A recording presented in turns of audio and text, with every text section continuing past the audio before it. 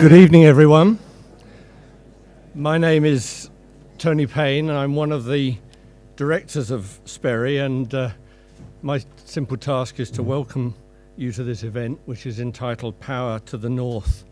The Political and Economic Future of Northern England. It's been jointly organised by SPERI and by a new university research institute called the Sheffield Urban Institute, which has just been established. It's part of what is known as the Economic and Social Research Council Festival of the Social Sciences, which takes place each year around this time of year in a range of British universities as a way of bringing to wider audiences in the university and above all beyond the university some of the relevant and interesting research that goes on in the social sciences.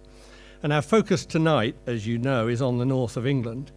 And this is indicative of future research programmes that are being mounted both within the new Sheffield Urban Institute and within SPERI. The Urban Institute is new, and it will make its announcements very soon of its particular research focus. But I can certainly report from SPERI that one of our major strands of research going forward will be to address what we might mean by the political economy of the North, to ask what is right and wrong about it from an economic perspective, and then critically to try to think about what might be done to further foster its economic development and give it political voice.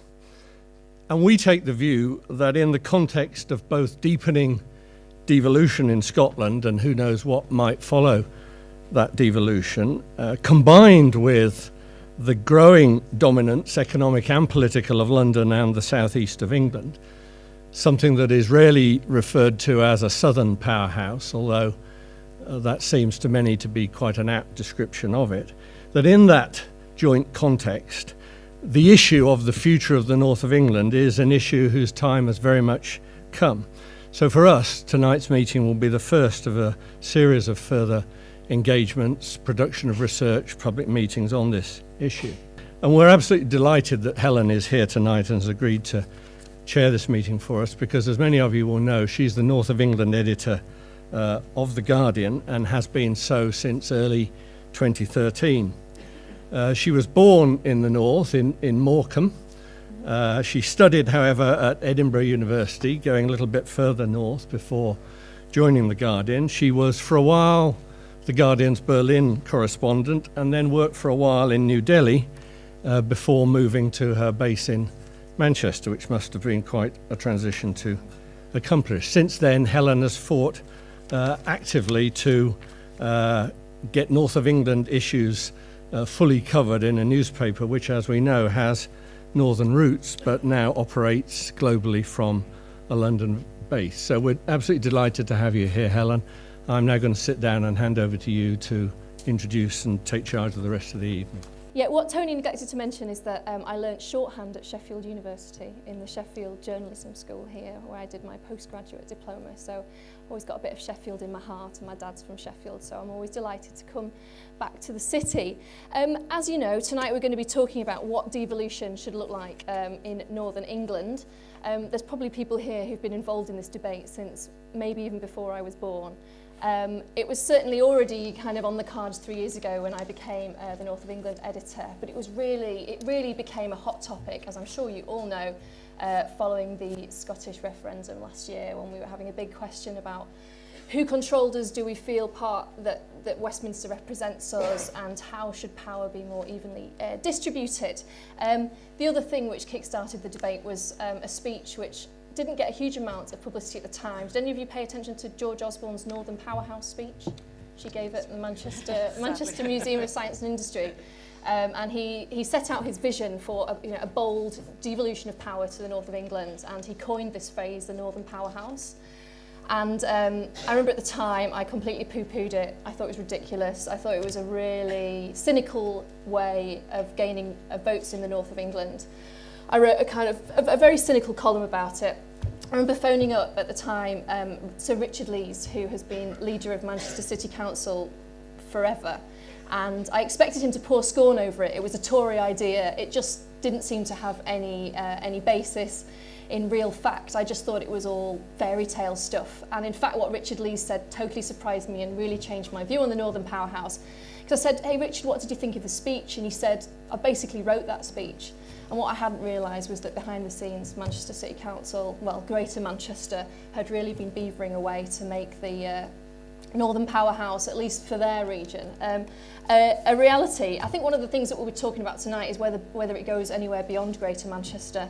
I think the Sheffield deal is a bit of a poor relation to Manchester's one.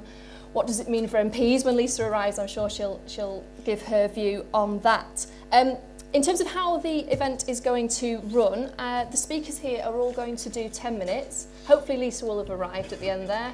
And then we're going to open it up for questions. The idea of this evening is very much that it's a debate between you guys and us. It's not just us having a conversation between ourselves. We encourage you to tweet if you want. I've already used the hashtag to complain to TransPennine Express when I was very nearly late on the TransPennine Express. Somebody tweeted it should be called the TransPennine Pootle because it's so rubbish. I was half an hour late. The hashtag is Power to the North. So we won't think you're rude if you're on your phone doing that. And I think that's all I need to tell you. There's no instructions here about fire exits and whatnot. So let's just get straight into it. So the first speaker tonight is to my right. This is Ben Lucas. He's the founding director and managing director of Metro Dynamics, which is a new consultancy focusing on cities and growth. Before this, he was chair of public services at the RSA, where he led their work on the City Growth Commission, which some of you have probably heard of. While there, he helped establish cross-party consensus for devolution to metropolitan areas. So Ben, over to you. Thank you. So let me just pick up where Helen left off, which was about where this idea felt like it was coming from. And I was involved in something called the City Growth Commission that was chaired by the economist Jim O'Neill, who was famous for being an economist quite good at sound bites, and who came up with the term BRICS to define the emergence of the new global economies, China, India, etc., 10 or 15 years ago, and this was seen as a huge thing. So we got him to chair the City Growth Commission. Unfortunately, there aren't many British cities which start with vowels. So the nearest we got to a catchy slogan was Man Chef Leeds Pool. And that sort of transmuted into the Northern Powerhouse, which was certainly at least a bit more snappy than what we'd come up with. But what I want to do is firstly set this discussion in some context, because there's a bit of a danger, and if you don't mind me saying so, Helen, in a way, your introduction and a lot of the kind of media discussion of this makes it can't help but see this through the prism of British politics and a kind of, what does this mean in terms of the positioning of a chancellor? Is this part of their bid to become, a future prime minister, to dominate a policy agenda? Actually, there are some pretty profound social and economic changes happening all over the world, which I think lie behind this. And you could say that one of the biggest trends in the world now is urbanisation. So it's predicted that by 2050, 70% of the world's population will live in cities. And by 2030, 80% of global growth will come from cities. So we're living through an era in which cities are increasingly emerging as the drivers of growth internationally. And at a time when all over the world, people are questioning the effectiveness of nation states as political entities. Someone pointed out to me the other day that if you think of the great world cities, they've been around for hundreds and hundreds and hundreds of years, whereas our country is a relatively recent phenomenon. And who knows what's going to happen with those countries? What we know about the cities, the places that people live in, is that they are the product of cultural development and civilization over an economic change over millennia. They're here to stay, but we're actually living through a period in which cities are really re-emerging as kind of, I think, the dominant social and economic force in people's lives. And even in my lifetime, and I like to think still that I'm not that old, I'm aware that things have changed enormously. So I grew up 40 miles down the M1 from here, in Nottingham, and went to university in Liverpool. And when I left Liverpool in 1985, there was a story I remember reading that there were 300 graduates applying for one job. So not surprisingly, I went to London because that's what most people did. When I went to London in 1985, London's population was still in decline. A fact that people forget. London's population had been in steady decline since the Second World War. And Britain was actually a generation earlier than that, the 1960s. There was something called the Birmingham problem, which was that Birmingham was growing too fast, and that there needed to be government planning to address the overheating of Birmingham and the effect that was having on the rest of the country. So there's nothing absolutely fixed about the relative position of cities, but what is true is that all of our cities have started to change and grow. So London started to grow around about 1990, and by about 2000, most of our major British cities started to go through a very big regeneration process and renaissance. So Sheffield, for example, its population has grown by 10% in the last 10 years, and it's now, for the first time for something like 30 or 40 years, a higher level of population than it was at the beginning of the 1980s. And the predictions are that Sheffield's population will grow by another 70,000 over the next 30 or 40 years. And that pattern is being repeated in all of our major cities. So you could argue that politics is actually beginning to try and catch up with demographic and social change. And if you look around at most of our major cities, you can see that really big change is taking place in those cities, just by the footfall. But there is a big problem in Britain, which is that only Bristol and London have growth rates higher than the national average. 44% of graduates, going back to my own experience, wherever they go to university in Britain, end up in London. And in Yorkshire, 15 graduates leave Yorkshire for every one graduate that comes to Yorkshire. So there's an extraordinary movement around the country, but predominantly to London. And that explains a huge economic imbalance that exists between London and many of our other cities. London's also much bigger. It's 6 times bigger now than the nearest conurbation, which is Manchester. So the London metro conurbation is about 12 million in size. The Manchester one is about 2 million. So there's a huge difference in size. And so there's a real question about whether or not, and this is partly what lies behind the idea of the Northern Powerhouse or Man-Sheff-Leeds pool, whether there's a case for some level of voluntary agglomeration, which is a kind of fancy term for places collaborating with each other, having better transport links with each other in order to have greater critical mass and to create greater economic opportunities. And when you think about London, and certainly my recent history thinking about London, it's presented now as if these were just global forces that made London the powerhouse it is in relation to Britain. Well, that's partly true, but only partly true. It was also, at least in part, the product of conscious economic priorities in the 1980s and 1990s that, on the one hand, pursued a particular economic policy that did unfortunately, significant damage to Britain's manufacturing base, and which has still led us to a position where although we are looking for one type of balance, which is a fiscal balance, we're nowhere near to having a manufacturing or a trade balance. So that was one big change, but probably even more importantly was the Big Bang, the financial deregulation at the end of the 80s, beginning of the 1990s, that put a rocket under financial services in London. So we now have a service sector-led economy in which the real value in that service sector-led economy is financial services. And not surprisingly, that benefits London. So that then leads to a question that I think lies at the heart of the Northern Powerhouse, which is about the word power. Where's power going to lie in this equation and in the future? And will power, in economic terms, be redistributed? And that, I think, is at least the potential that ought to be explored through the devolution processes that we're seeing at the moment. And so I want to finish with 3 sort of challenges, because I think the question for us was, the question which we were asked was, what do we want to see from devolution to the north? The first thing for me is that what we've had so far has been largely a technocratic and managerial administrative process, which isn't really even a negotiation. It's a negotiation between places and then a discussion with central government about whether to agree certain terms or not. It hasn't really involved the public, nor tapped into the sources of energy and power that might exist in communities around our cities.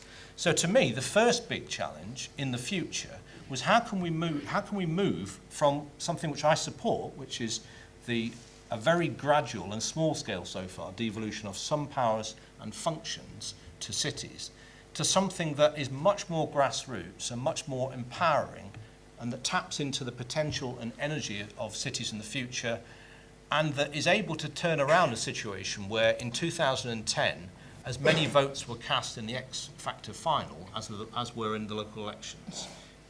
So we can't have a situation in which local government only has turnouts of less than 30%. If this is to matter, then it has to be something that really engages people. Around the world, the mayor of Bogota, for example, has 4 million followers, Twitter followers, and sees his job at the moment as creating a social revolution to change the circumstances of the city coming out of war.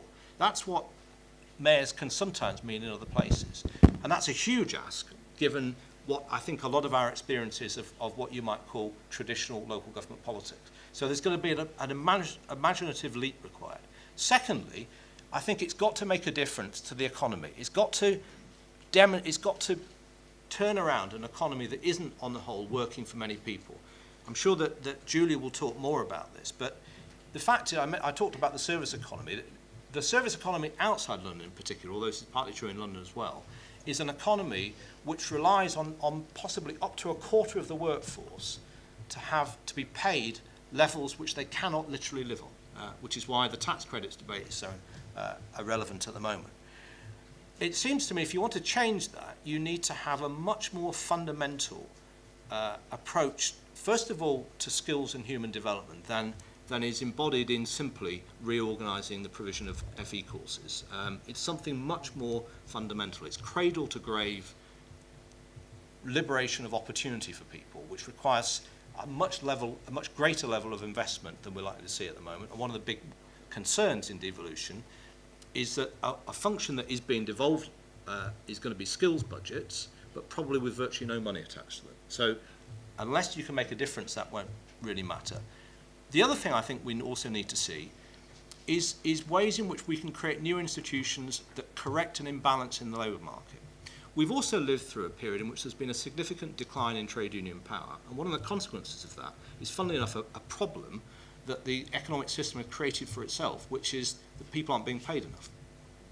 And I think that in some sectors, such as the construction industry and possibly house building, where you can see a long-term pipeline of infrastructure projects for the next 20 or 30 years, we're either going to have massive skill shortages, or we're going to create a position which is going to benefit UKIP even more, because more and more of the jobs will be imported, or we're going to have to find a new way of giving people economic opportunity, which may well involve not just better skills training, but effectively creating possibly public sector-led employment agencies, which actually is a history of direct labour organisations. So I'm not suggesting we recreate those, but it is worth reminding ourselves that, for any of you who are familiar with this, that they were created to respond to market failure in the first place. And thirdly, we have to invest on a scale big enough to make a difference to the economic differences between the regions. And that means, for example, going back to people's transport experience of getting here, that the time I've lived in London, I've seen the Jubilee line extended, I've seen Crossrail built, I've seen the Overground line opened. HS2 is still a discussion. HS3 implies that it follows from HS2. We need to see something much faster and on a bigger scale, with a very big commitment to infrastructure investment across the north. And we also need to see a sufficient level of investment in the social policies that can transform people's life opportunities. Because otherwise, this will be simply a cover for cuts. And I know that people's criticism of devolution is precisely that. Because I think it is an important thing, to me, it has to be accompanied by significant new financial powers. And ultimately, I suspect that's going to mean rethinking some of the Green Book routes. Thank you very much.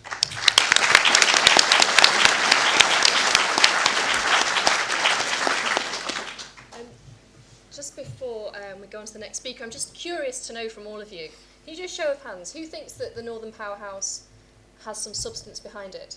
Can you put your hand up if you think that? Okay, that's quite a lot. And who thinks that it's just a smokescreen for cuts, it's just spin? Okay. Oh, lots of cynics in the room. Okay, that's very interesting. Right. Well, I'm sure we'll return to that later. But let's go on to the next speaker. So Julia Unwin is over here. She's the Chief Executive of the Joseph Rowntree Foundation and the Joseph Rowntree Housing Trust based in York. It's one of the UK's leading organisations working to inspire social change through their research. They do a lot of great work on equality and that sort of thing. And when Julia won the Outstanding Leadership Award at the 2010 Charity Awards, the judges said it's hard to overstate the impact that her work has had on social policy in the UK. So we're delighted that she's here. Thanks very much. Thank you, Helen. No pressure with an introduction like that to try and do well. What you have today is something almost unique in my experience. You have two graduates from Liverpool University here. I left a few years before Ben when Liverpool was in freefall. Yeah. It was a city that was losing its population at a tremendous rate. You now go back there, it's a young, lively city. Feels to me, because I'm quite old, like Ibiza on a bad night quite a lot of the time. It is a completely transformed city. Yeah. And when we talk about the North, we need to take some control about the narrative of the North. The Northern Powerhouse is not, forgive me all you cynics in the audience, it's not just a figment of George Osborne's imagination. It is the historic truth that the North of England was the powerhouse all through the 19th century of economic growth in this country. We drove change in this country. And to this day, the North of England still contributes 20% of the growth in England, having a quarter of the population. We are not the poor little forgotten North. We are a part of the country with huge power, huge political history. And when you only have to look at the cities of Sheffield, Leeds, even York, Manchester, Birmingham, you see that civic power and weight and the confidence that political leadership had in bygone days. I think there's a real prospect for the North now of seizing back some of that confidence. In 2012, I was involved as a commissioner on rather grandly called Northern Economic Futures Commission, which IPPR North ran. In the depths of recession, cast your minds back to 2012, we made the case that Northern prosperity is national prosperity, that there will be no return to national prosperity unless something is done about the North. Because our current economy is skewed in so many different ways. Our dysfunctional labour market and our highly dysfunctional housing market have made London and the South East the place where anyone with any ambition wants to go. And nobody without very wealthy parents can afford to live. That's not a sustainable state for a country the size of this. It's even less sustainable as Scotland pulls away and economically becomes a different sort of powerhouse. So from my point of view, whatever the Chancellor has said and whatever the spin that's put on this, there is a challenge to city leaders. And by that I don't just mean the elected leaders, I mean people who are involved in business, in the wider voluntary sector, in the anchor institutions of universities and hospitals, to say what is the offer of the North? We have tremendous resource here. We do have the space that they lack in the south of England. We do have historic power and civic power here. We do have natural resources that are hugely popular and important. And we are a draw. It's not just in York that people want to come and visit. They want to go to the Lake Districts and the Pennines, and all the places where we're always stuck on trains. There is something much more significant about the North in both its history and its potential than we are inclined to think. And yet we have been starved of resource in ways that have created massive damage, and we have had this flow. As an Australian I know described it, it's as if the UK was tipped up and everything went down to the bottom. I think we need to do some really fundamental rebalancing. And in doing that, I think we have to be bold and brave and not ask for permission. There are things that the cities can do now that many of them are showing they can do with or without government permission to say this is our economy and we need to invest in it. Because as we emerge from the worst recession anyone has been through in our lifetime, we are faced with a labour market that is at the bottom end as desperate as anyone has ever known it. We have got higher levels of employment, and we should celebrate that. We have much higher levels of part-time work, highly flexible work, and I use the word advisory, bogus self-employment, which looks very like casual labour, which would have been familiar in the 19th century. The murky end of the labour market is a very murky place indeed, and it's a place where people are paid so little that they are incapable of subsistence and they are unable to feed their families. That is a fundamental breach of the social contract and deeply worrying. And the reason the tax credits debacle has happened is because we haven't, as a nation, and our political leadership hasn't grasped quite how desperate the labour market is at that end. So there is a prospect of a future for the North in which some cities become a lot more like London. I don't think... I think that's the most undesirable outcome of all. And what I want to use my time today to talk about is the possibility of transformation in the North, which creates a much more resilient economy, one which can cope with the global shocks, which will surely come again.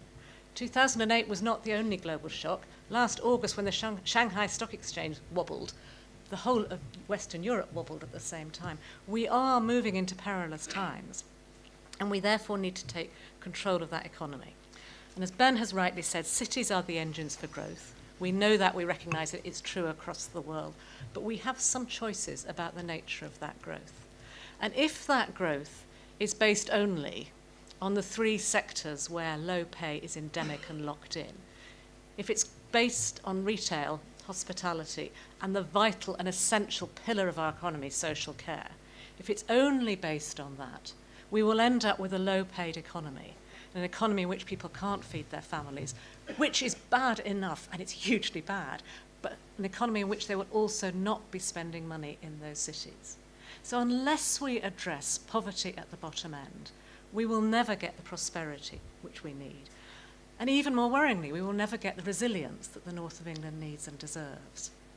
I think the Northern Powerhouse gives an opportunity for civil leadership in the broader sense to work together to make sure that the recovery is of a sort which is inclusive, in which growth is not just either so high-end that it's suitable for people who work in Science City but does nothing for the people who are cleaning those laboratories, that has built into its DNA the infrastructure that we need, which is an infrastructure which looks very different from those Victorian pioneers.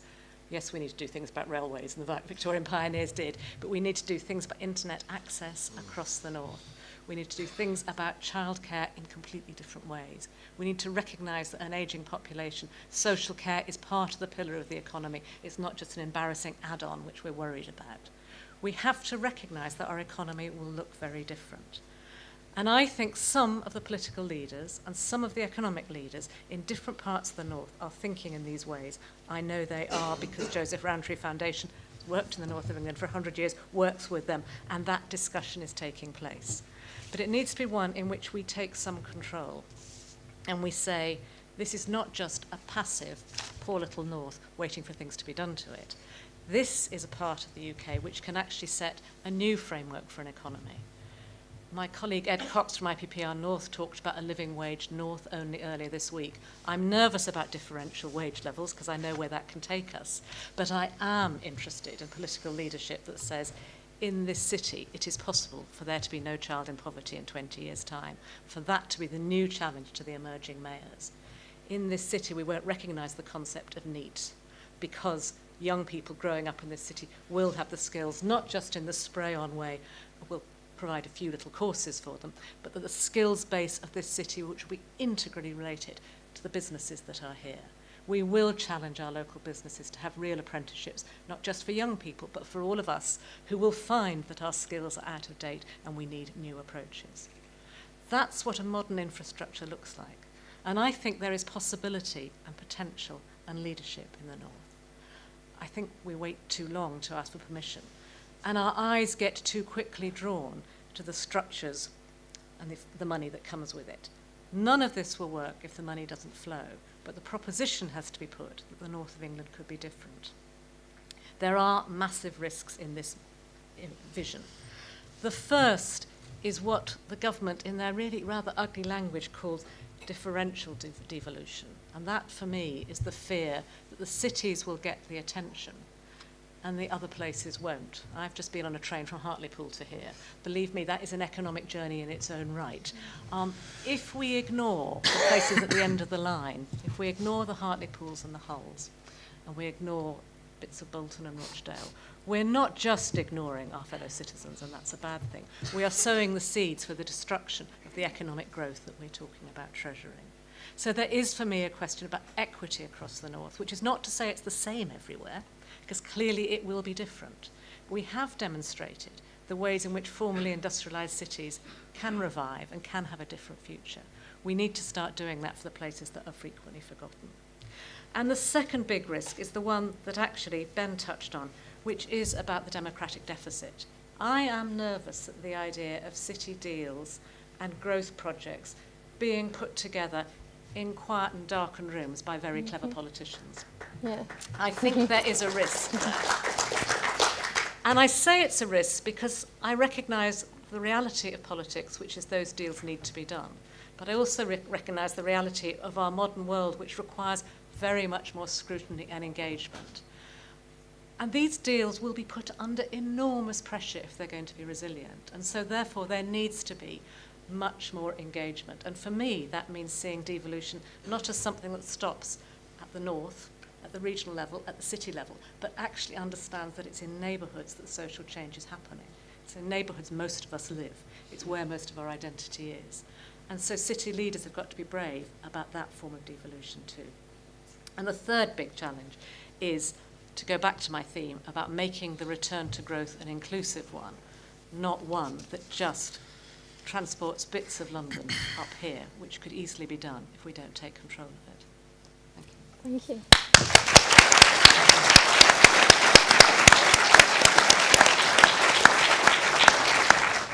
Thank you, Julie, for that mostly very upbeat assessments and look into the future. Our final speaker will hopefully not be our final speaker because hopefully Lisa Nandy is still going to turn up. But this is Craig Berry to my left. He's the Deputy Director of SPERI, the institute that's put on this fabulous event this evening. And he specialises in work on the political economy of the north of England, so he's perfectly placed to entertain you all now. He joined SPERI from the Trades Union Congress, where he worked as Pensions Policy Officer. And before that, he used to work at the Treasury as a policy advisor and at the International Longevity Centre as Head of Policy. So over to you, Craig. Thank you. Thanks, Helen, and thanks to Ben and Julia for... Well, I shouldn't say thanks, really, because you've stolen a lot of what I wanted to say. But, I mean, my job, obviously, principally, is to give the SPERI, our political economy, perspective. I mean, a lot of you will be familiar with SPERI, that's what we do. So think about sustainable recovery. So I'll be talking about how the Northern Powerhouse may, or in my view, may not help Britain's economy to recover sustainably. I clearly also have the far more important task of stalling until Lisa Nandy arrives. So if there are a few more pregnant pauses than you usually would expect, that's why. I'm not being pretentious. I'm going to start by outlining some of my thoughts on the Northern Powerhouse agenda before giving my view on what form of devolution I would like to see happening in its place. Firstly, Northern Powerhouse or regional, I mean, this is not really devolution, but regional devolution, as George Osborne understands it, is a poor substitute for industrial policy. Britain does not have a strong tradition of industrial policy, at least not compared to continental Europe. This started to change actually under the coalition government, and even actually under New Labour after 2008, with a renewed emphasis on advanced manufacturing, which was actually flawed but better than nothing. And this has actually now disappeared to some extent since the Conservatives were elected in their own right. Manufacturing was barely mentioned in the Conservative government's recent productivity plan. Actually, supporting regional development, and devolving power to northern cities and regions is a good thing. I certainly accept that, but you can't really devolve powers that don't exist. And Britain, because it doesn't really do industrial policy at any level, and with some exceptions, manufacturing, which depends on an activist industrial policy, is probably going to continue on its long-standing path of decline in Britain. Second thought on the Northern Powerhouse agenda, there are actually elements of both centralisation and decentralisation in what the government is trying to do, and they're not being combined particularly well, these decentralising and centralising logic. I mean, so opposing the Northern Powerhouse, in my view, doesn't mean that you oppose devolution, just the government's fairly flawed approach to it. Take the announcement on business rates, which I'm sure many of you will be familiar with, policies that's proceeded without much consultation at all. So power to set business rates will now be devolved, we think fully devolved, but only if city regions promise not to raise business rates. So that's not really devolving them, is it? So at the same time, the grants that local authorities get from central government will be phased out.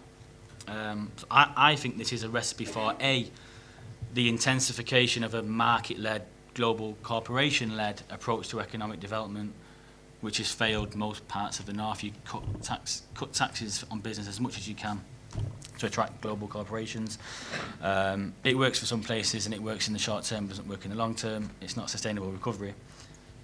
And B, this model of sort of centralising but also a little bit decentralising devolution will actually increase inequalities within the north, as well as almost certainly increase inequalities between London, the southeast and the north, because where you have a stronger business base to begin with, you have more businesses to raise revenue from, even if you're cutting taxes.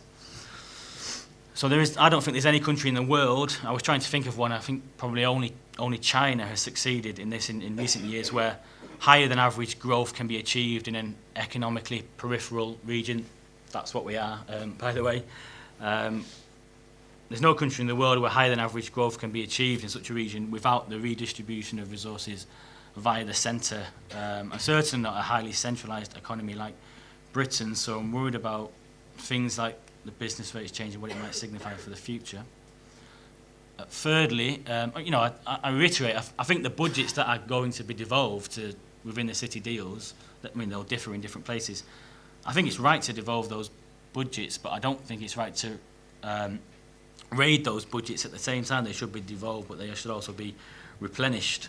I think austerity is utterly incompatible with strong regional growth.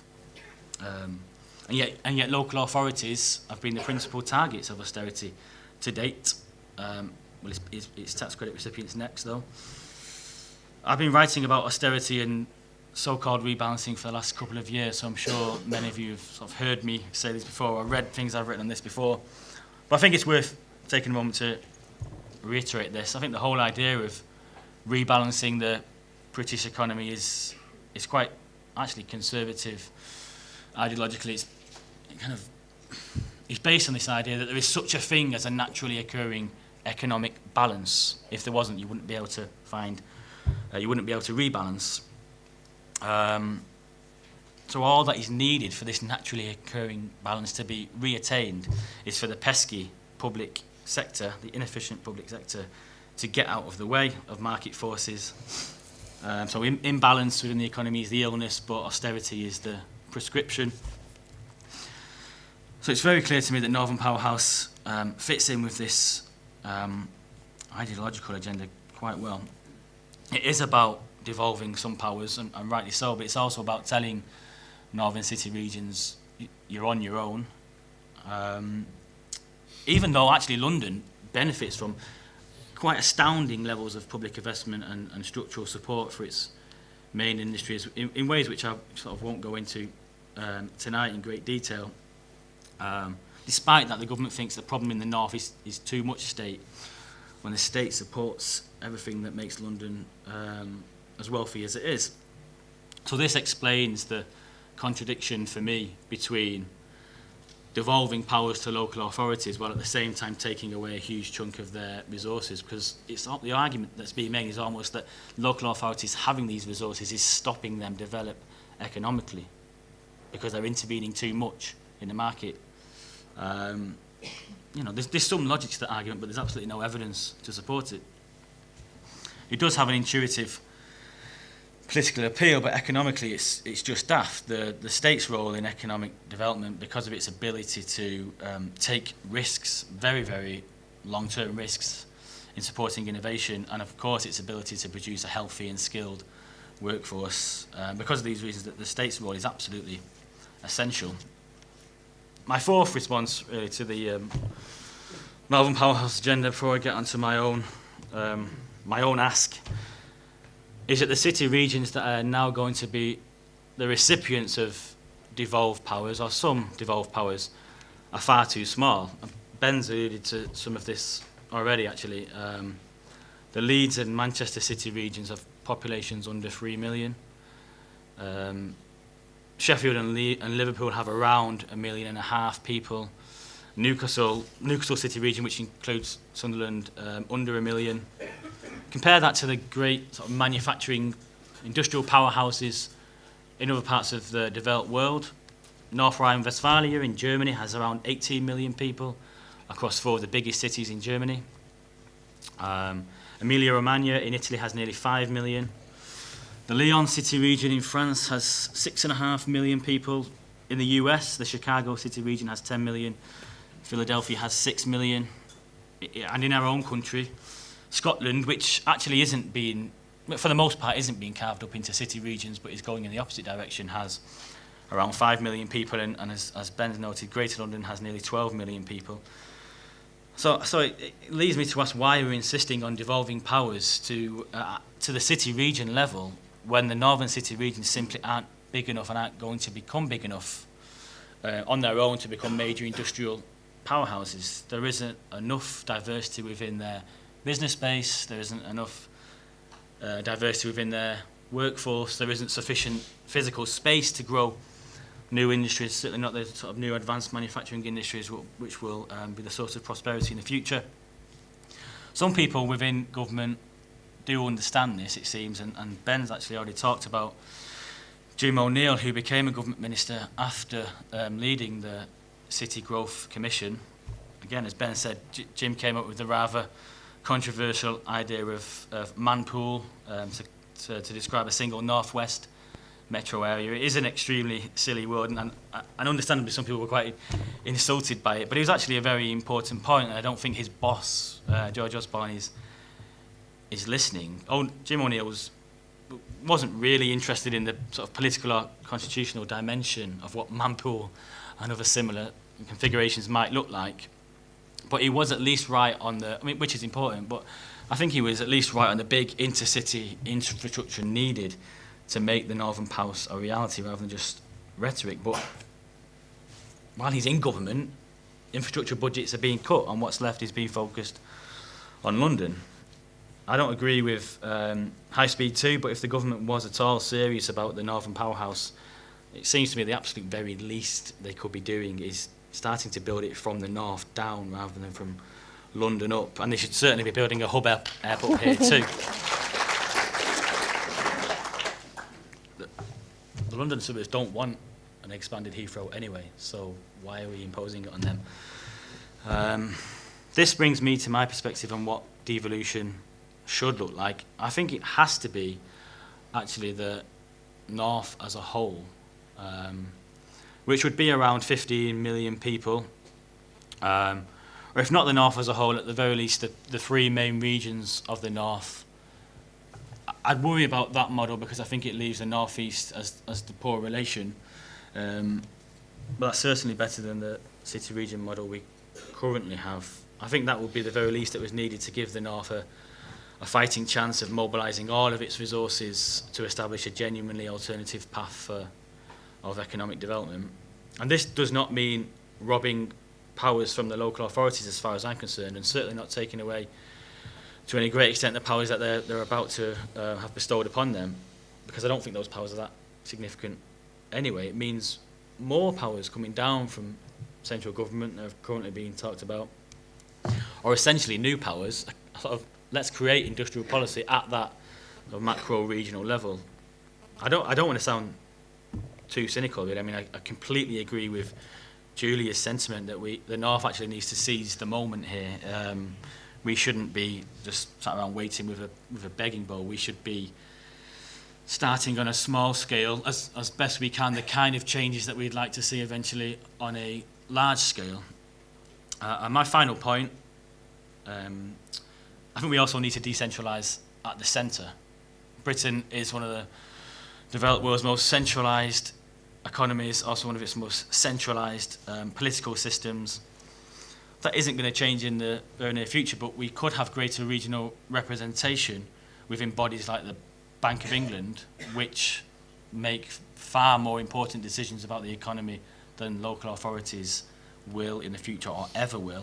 We also need a reformed second chamber, I think, that reflects, a reformed House of Lords that reflects regions a little bit more. It's inevitable to some extent that when capital cities and economic centres are essentially the same city like we have with London, which is actually not that common throughout Europe, it's inevitable really that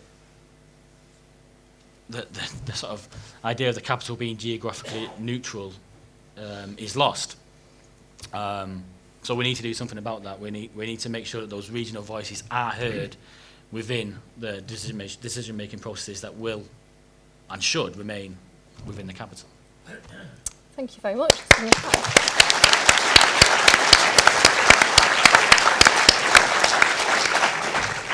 Okay, still no sign of Lisa, so we'll just crack on. We'll open questions up to the floor very, very shortly. But first of all, I just wanted to, since you're all such sceptics about the Northern Powerhouse, I mean, like it or not, I'm assuming most of you live in Sheffield. You know, Sheffield has signed a devolution deal, as you know, I'm sure, with central government, and assuming that all of the constituent councils don't ruin everything, that you will be getting a mayor in 2017, just like in Greater Manchester where I live, we'll be getting a mayor. So I'm just interested in your views on the panel. You've talked about the democratic deficit. I mean, what do you think about mayors as being a sort of figurehead, and how are we going to get people to care and actually turn out to vote for them? Who wants to go first? Well, I mentioned the stark and pretty depressing fact that average turnout in local elections in Britain had reached such a low point that the same number of votes were cast in an X-factor final as in a local election. And I think that tells you a bit about the current system of representative democracy. I think there are all kinds of issues that you could discuss about voting systems, which I think there's a very strong case for more proportional voting systems in local government. I think the fact that you end up with lots of individual ward elections that are effectively not contested, and the danger, I think it's a danger to any party to end up in a position where it's close to a one-party state. So to me, some form of more direct democracy that people can engage with has to be a good thing. I would want it to be something that could really open up the political process and be something that enables a proper debate to take place about the future of a city. Because I think it's absolutely true that whilst I support the devolution deals that have happened, as in I think if I had been one of those local politicians, I would have signed those deals, because frankly, there's not a lot else on offer. It's better than the alternative. And you know, whilst I understand a lot of Craig's critique, if you're sitting in a council wanting to do the best for your place, then faced with the choice of something or nothing, I think I'd go for something. But the real question is, how can you turn that relatively small something into the type of vision that I think the three of us all think is what the North should have? That requires public engagement and a democratic legitimacy that the process won't have unless we're able to generate a much wider debate. Mm-hmm. Julia? I've been surprised by how the government have lit on the notion of mayors as being the one thing that's non-negotiable. It's their red line, isn't it? Yeah. And yet I have some sympathy for it, because I have watched what's happened in many, many cities where mayors with a direct connection to the people who voted for them are able to convene and mobilise and use even the more limited budgets. Of course, I'm with you, Craig. Austerity has knocked a hole out of all sorts of things. But they have been able to show that you can do some things differently and have a more personal engagement. And I think that's energising and important. I'm absolutely with Ben. We ought to have unproportional representation at local level. We wouldn't have had to go for a referendum. It could just be done. It could bring all sorts of other people in. But actually, the notion of a single person as a mayor with some powers and some capability of bringing different sectors together seems to be one worth pursuing, because where it's worked, I've watched it quite closely in Bristol and in Liverpool, and indeed, dare I say it, in London, where mayors seem to always be on first-name terms. It is interesting what they can achieve. Yeah. I think the risk is they're being put up as the opposite. I'm going to carry on talking then, Lisa can walk instead. They're being put up the opposite of what's seen as rather dreary local government leaders. I think the most extraordinary experience since 2010 has been seeing the power of local politicians and the ways in which they have stepped up to this incredible challenge of austerity to provide some real serious leadership. And I think we should recognise that they have done things which I don't think central government expected them to do, and have shown some serious leadership in very difficult times. Let's welcome Lisa Nandy. Thanks ever so much. I'm really delighted you could join us. We're talking about elected mayors. Do you want a bit of time to gather your breath, or would you like to tell us whether you'd fancy the job? Isn't it a much better job being the mayor of a city region than it is being a backbench MP? Oh, you're not a backbench MP, sorry. No, anyway. I think it's a decent point. Yeah. So, huge apologies, everyone, for being so late. As I was sitting in 3.5 hours of traffic, I was reflecting on the fact that perhaps if we had real powers in the north of England, it wouldn't take 3.5 hours to get from Wigan to Sheffield. I think it is a good point, actually, and I think with the right package and the right powers, being an elected mayor could be one of the most powerful jobs, not just in the country actually, but in the world. We're about to go into the Paris climate change negotiations in a couple of weeks, that moment when all of the world's leaders will come together for the first time and hopefully agree a plan to get us to climate safety. Some of the most important politicians at that summit are going to be mayors from some of the leading cities and regions around the world. So I think you get the package right. I think it could be where power lies in the future. Would you fancy it? First thing that I would say is that in terms of the way that this deal has been done, I think there is an enormous job to do to win the trust of people across areas like Greater Manchester and here in Sheffield and in Leeds and in other areas where they're considering this too.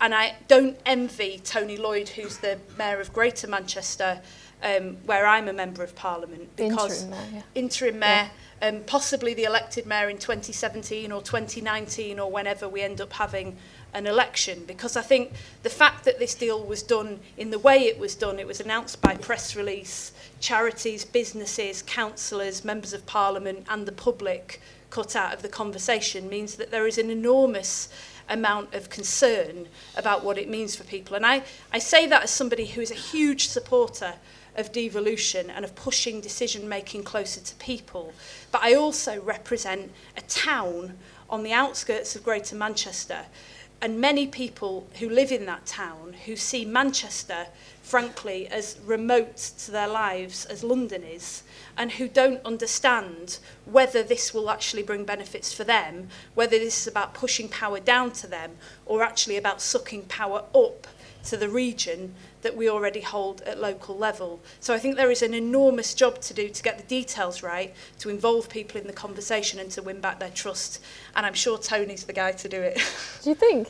Well, I think he's tremendously experienced. He's very, very well liked in Manchester, and he made an enormous effort during the selection process for the appointed mayoral position to get across all of the different parts of Greater Manchester. He didn't just come to Wigan, he came to different parts of my community to talk to people there about what this could potentially mean for them. So I do think that's a really good start.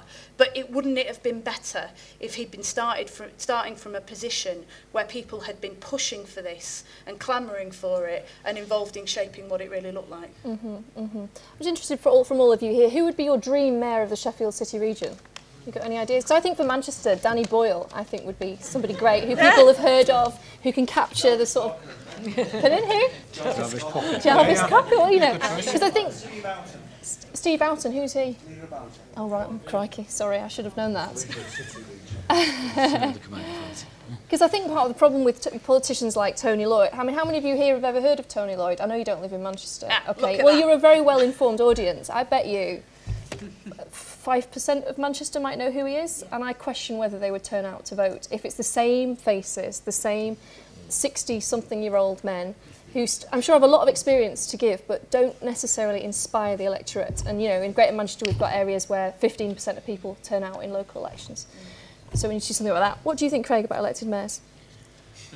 I mean, it's hard to be too worked up about it, I think, because, you know, as I was saying in my presentation, I'm not sure we're kind of the geographical scope right yet. I think that directly elected mayors are probably better than coalitions of local authorities where deals are done out of public view to some extent. Directly elected mayors will be more accountable, but I'd like to see sort of larger geographical arrangements. So I want directly elected governors of the Northwest. Have directly elected mayors of cities underneath those governors, you know, by all means. Lisa, do you want to? I don't know if you want to sort of say anything before we get questions from the floor. Had you prepared anything, or do you want to go straight to questions? I mean, I guess this point about accountability, if I could just say something about that, is really, really key, because I agree with you that directly elected mayors could potentially be much more accountable to their electorate, but at the moment it doesn't look like that's what we've got. So in Greater Manchester, which is my area, we've got somebody who's appointed till 2017 at the earliest, possibly until 2019. They will face an election at that point, but in the meantime, and then afterwards, after whoever it is elected, they will be accountable largely to the members, the local authority leaders who put them there, the members of their own cabinet, essentially. There's no guarantee that any of that scrutiny or those discussions will be open, will be held in public. There is a real issue as well about political balance, because in areas like mine and actually in large parts of the north too, you see the sort of mirror image of it down south. One party tends to dominate. Now, you know, in Greater Manchester, that's Labour. I happen to think we do a pretty good job collectively overall. I would say that, wouldn't I?